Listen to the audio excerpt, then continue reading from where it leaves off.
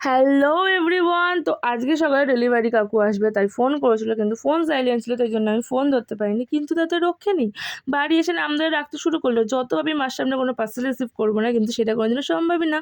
যাই হোক, অর্ডার দিয়েছিলাম হচ্ছে ট্রাভেল অর্গানাইজারের ব্যাগগুলো, তার সাথে শু প্যাকিংয়ের ব্যাগে। আমার তো সব কিছু অর্গানাইজভাবে রাখতে খুব ভালো লাগে। তোমাদের কাদের অর্গানাইজভাবে রাখতে ভালো লাগে আমাকে কমেন্ট করে জানাও। আমাকে কিন্তু অনেকেই বলে যে বেশি গুছিয়ে রাখলে নাকি খুঁজে পাওয়া যায় না, আর অগোছালোভাবে রাখলে নাকি তাড়াতাড়ি খুঁজে পাওয়া যায়। তো আমি সেসব কথায় পাত্তা না দিয়ে আমি কিন্তু সবসময় গুছিয়েই রাখি। তো দেখো, এখানে ট্রাভেল অর্গানাইজার 8টা সেট ছিল, আর শু প্যাকিংয়ের 2টো সেট, মানে 12টা এসছিল।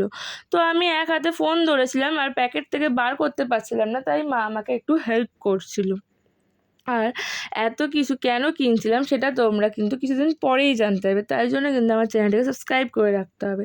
তো যাই হোক, তারপর সব গুছিয়ে রেখে স্নান করে রেডি হয়ে বেরিয়ে পড়লাম।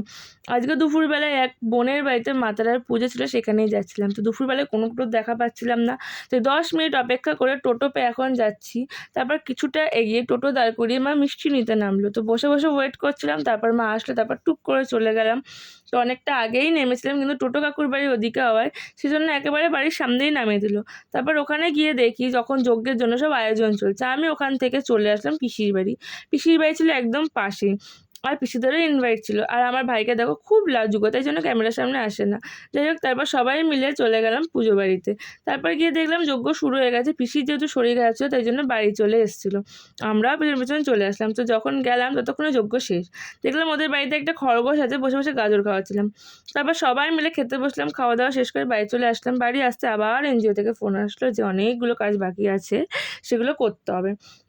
এনজিওর নাম, স্পন্সর নাম যে প্রিন্ট করে এনেছে, সেগুলো সব মেমেন্টোতে বসিয়ে রেডি করতে হবে। তো আবার টোটো করে চলে গেলাম সেই বান্ধবীর বাড়ি। ওখানে গিয়ে দেখলাম প্রায় ঘটগুলো কিন্তু রেডি হয়ে গেছে। এই সব ঘটগুলো কিন্তু রেডি করা হচ্ছে বসন্ত উৎসবের জন্য।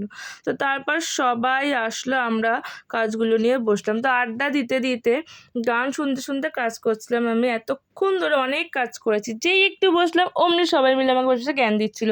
তো দেখ কাজ কর, আমি কত কাজ করছি এইসব বলছিল, তাও আমি পাত্তা না দিয়ে ল্যাদি খাচ্ছিলাম।